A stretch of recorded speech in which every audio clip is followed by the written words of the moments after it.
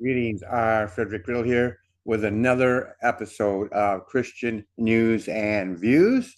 This is episode 26 and 75. Episode 2675. We're moving right along, folks. Well, this is Friday. And guess what?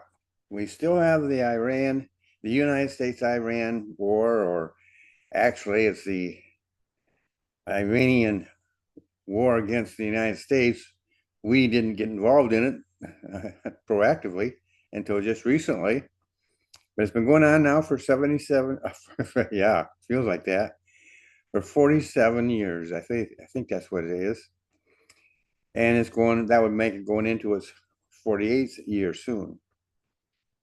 And we are closer now than ever to a solution, not because the Iranians have suddenly surrendered or anything like that, but the moment that we counterattack them, you got to remember they attacked us back, I believe it was in '79, and they took over an embassy and even held our people hostage.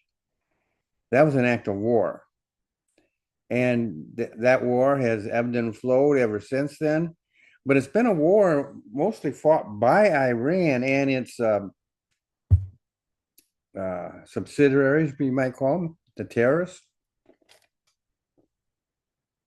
And the United States has basically just been taking it on the chin. We would protest. Uh, Sometimes we might have done some minor things, but nothing really on the scale of what we're doing now. It wasn't until Trump got in a second term that we actually took uh, action against Iran and counterattacked. And so the media likes to say, oh, the war started when we attacked. No, this particular war started back in 1979. But in truth, this war goes far, far. Let me requote that. This truth goes further back than any of that. It goes all the way back to Abraham and all the way back to Ishmael and Isaac. The descendants of Ishmael, um, they they think the land belongs to them, and they will even use the Bible to prove it. But they have to be very selective in what verses they use, and they have to ignore those that say otherwise. But anybody who reads the Bible in full knows that that land belongs to Israel. It was given to them by God. And it's true that God allowed them to be exiled from that land, but then he brought them back. And the Arabs were there for a while. They didn't do a very good job of taking care of the land, but they were there. And now they have been removed from there, and they went back in, and they were willing to drive the Israelites into the sea. That's still their plan. And they're willing to attack any allies of Israel, which that brings the United States into it, and a lot of other countries too, who have had good terms, good relationships with Israel. So we're just in a new stage, but I think we're into a very important stage now of this latest stage, the original stage, which when we made our counterattack and went in and attacked them, first began when we knocked out their nuclear. Well, time went by, and they have been rebuilding.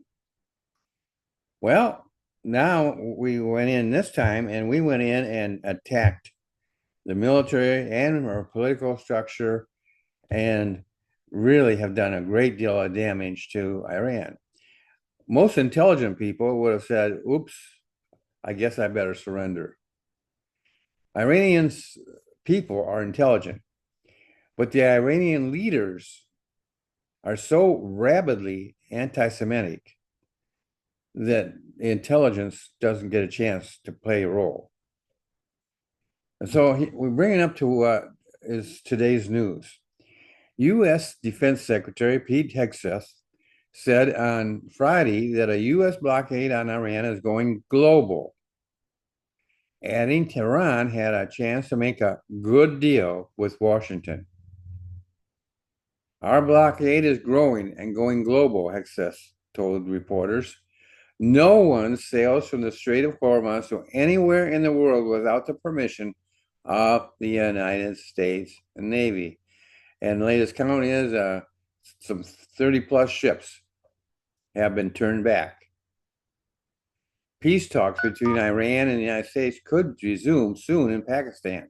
Three Pakistani sources told the Reuters on Friday, after the last round of talks expected earlier this week fell through. Standing next to top U.S. General Dan Kane, Hegseth said the U.S. was not anxious for a deal with Iran and repeated Trump's previous comments of having all the time in the world. Iran knows that they still have an open window to choose wisely at the negotiating table.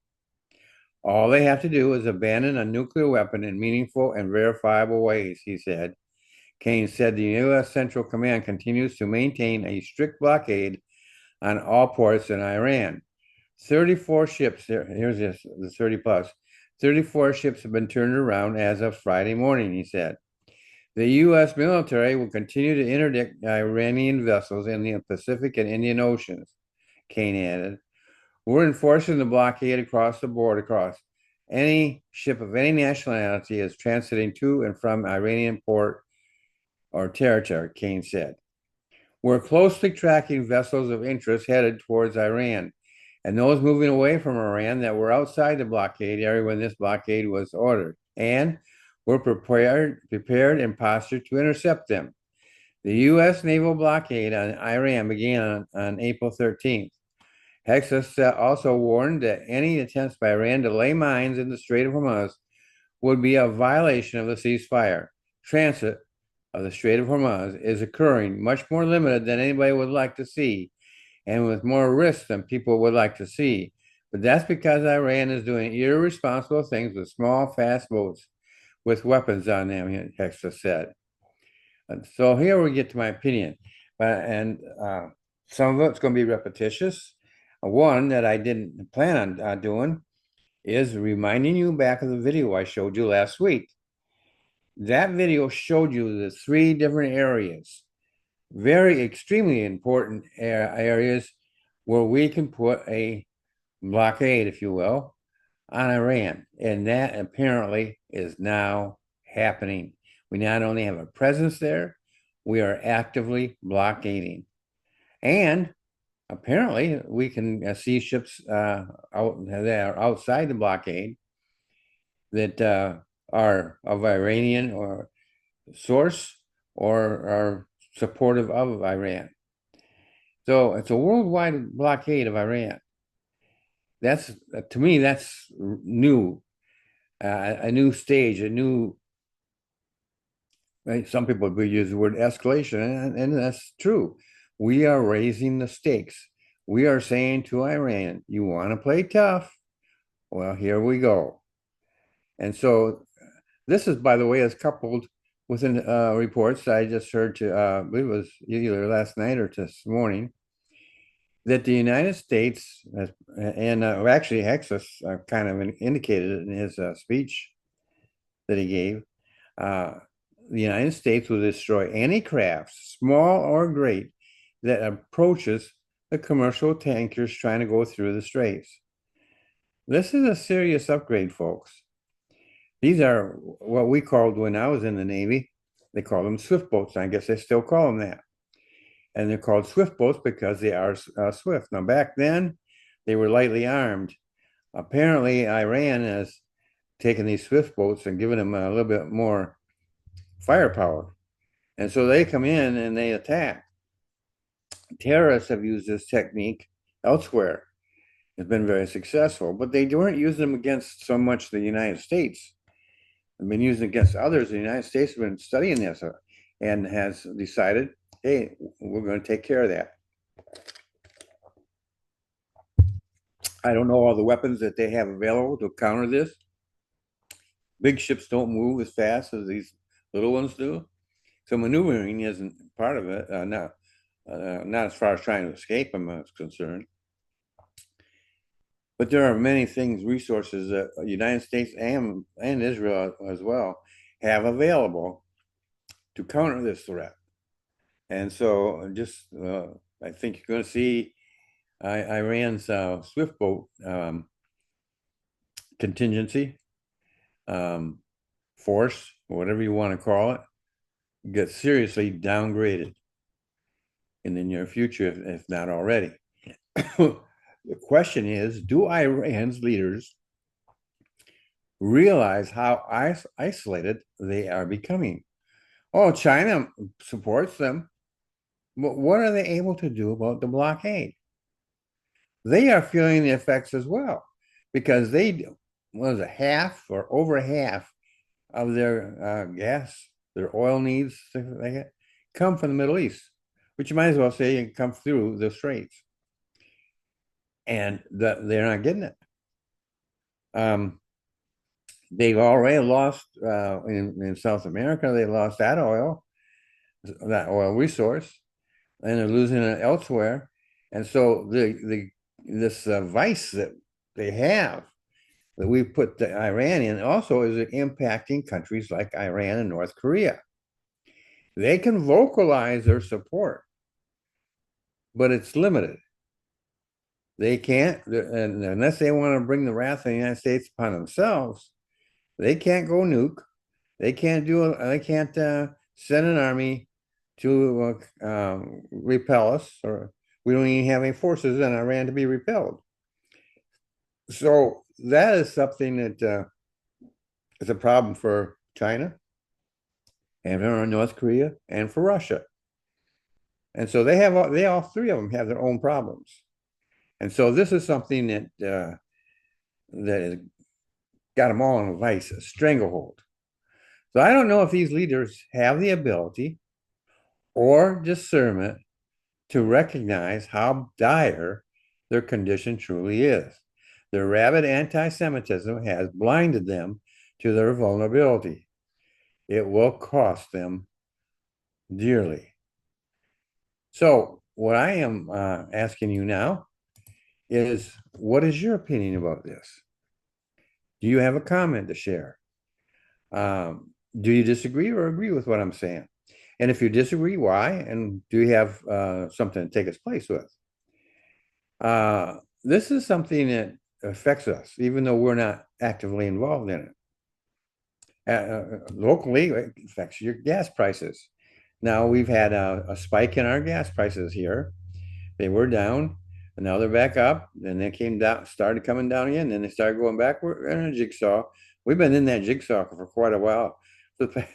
Really, ever since Trump left office the first time, when Biden got in, but the jigsaw stuff, and it was a trending upwards.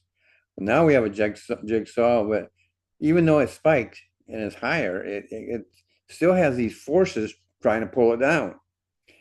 And that is, and then one of the things that Trump has done is, I understand he's done, is open up the oil fields, either removed or lessened the restrictions on drilling and things of this nature. And so the United States is not feeling the pinch like other countries are. We are feeling a little bit of it because of the higher prices. And people are warning, oh, it's going to go way up. Sort of like the little boy, the sky is falling, the sky is falling. Well, people tend to tune them out after a while because what they predict to happen hasn't happened. And even today, I haven't been out there yet, but I know yesterday the prices had started coming down again a little bit. So it just wants the jigsaw. It's a merry-go-round, you might call it that.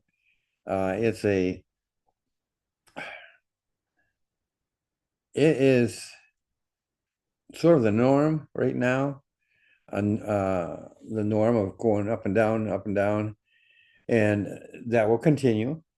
I think the forces trying to pull it down or push it down, however you want to look at it, are still there.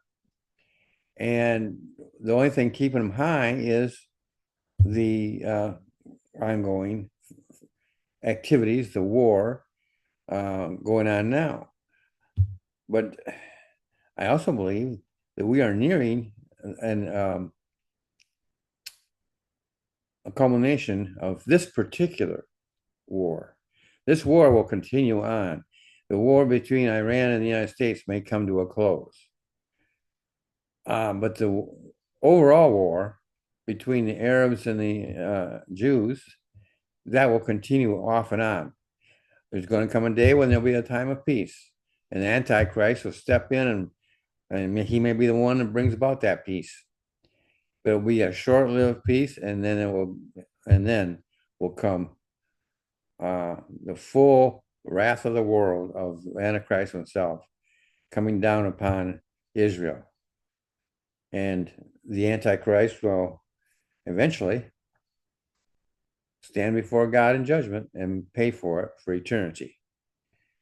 But that's still future. I just want you to keep that in mind when you're reading the news, especially about anything involving Israel.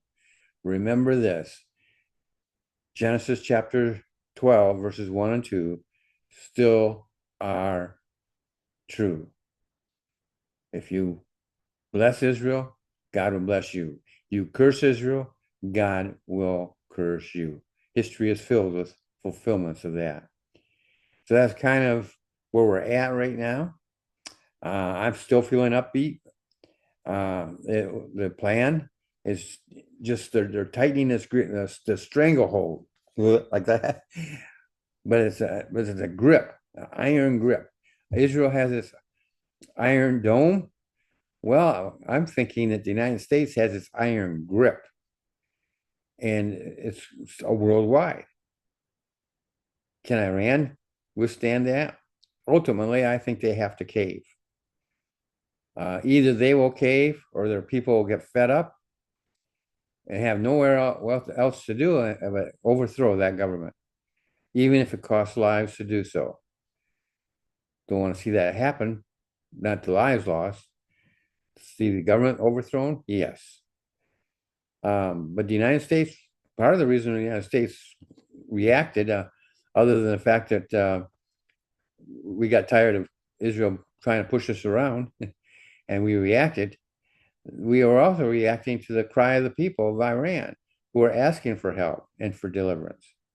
We're doing our part. It's time for them to step up, even if it endangers their own lives. Well, that's it for today. I hope this has been informative, somewhat encouraging, and maybe even inspiring. I also want to remind you that T&R Independent Books is a Christian indie publisher. If you need to learn how to write to become an author, we can teach you, and then we'll publish you.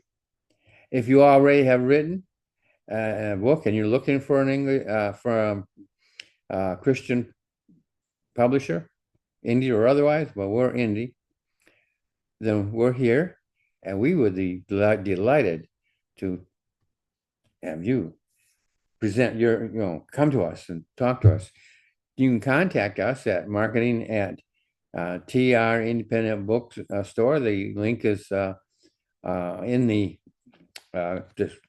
description here, in the what do you call it? Just the description.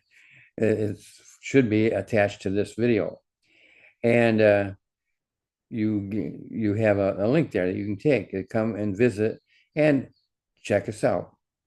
If you have questions, you can contact us. And again, check us out and see whether your book is something that we would be willing to consider publishing. Good chance that it might be. Well, you have a great day, and I'll see you in the next episode.